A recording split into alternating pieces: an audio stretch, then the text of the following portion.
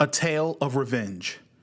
If you were to think back to 2020, I know, but bear with me, and try to conjure the memory of a video game that dealt with the implications of revenge, The Last of Us Part 2 might flash to mind.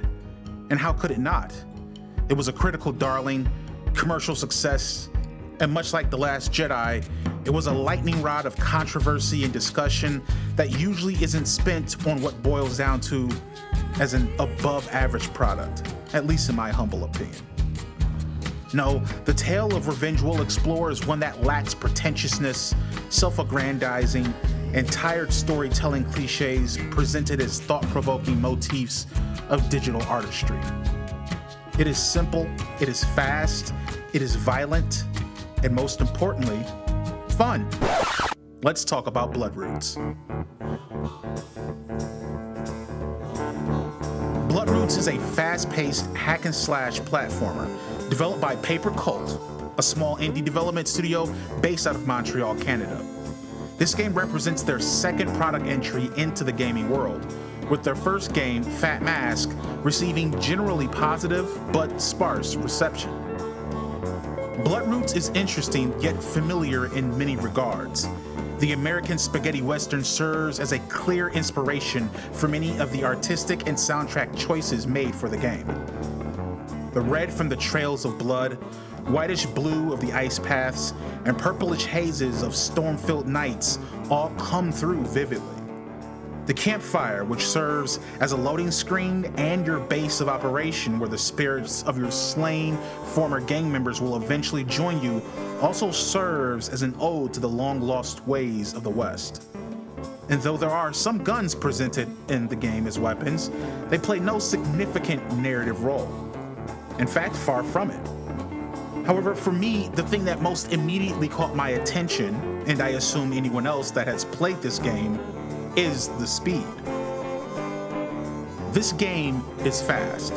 Quick wits and twitch reflexes will be your saviors as you try to stay alive through this revenge-filled journey. You play as Mr. Wolf, a man who has been betrayed and left for dead by his former gang of miscreants, and now seeks out to make things right. The sole objective of this game is to kill everyone, and ideally, with everything. Each level you play is part of an act, the game consisting of 3 acts in total. Littered throughout these levels are various objects you can use to bludgeon the enemies you encounter to a bloody end. There's axes, chairs, swords, carrots, a fish, a larger fish. All of these and much more are at your disposal. Enemies die in one hit, and the more enemies you are able to kill increases your points modifier for the level. However, so do you. That's right. If one of these pixelated punks is able to land a hit before you, Mr. Wolf falls to the ground a dead man. No worries though, as you'll be able to start the level again immediately from the latest checkpoint and move forward. It's in this regard that one of the roguelike aspects of this game comes through. While playing Bloodroots, I was reminded constantly of games like Returnal, Dead Cells, Enter the Gungeon, Hotline Miami, Katana Zero, and so much more. Another aspect that aligns with the roguelike-ish of this game, I guess, is the difficulty. As mentioned, the fast pace being mixed with the possibility of getting bodied in one punch makes it so that the difficulty ramps up to new heights every few levels. Things get faster, enemies get tougher. However, I'm happy to report, as someone that usually sucks at games like this, that the game never gets to a point to where it feels unbeatable. Does it bring doubt? Sure. Does it make you spin into a rant of 4-letter words? Absolutely. But there was never a time I felt a failed run was unfair. Elaborating further on runs, each level completion results with a letter grade, A, B, C, so on, and the possibility to earn additional perks or clothing options for Mr. Wolf. There is a score that is placed on the game's leaderboard, so you can see how you compare with the other masochists that have played this game.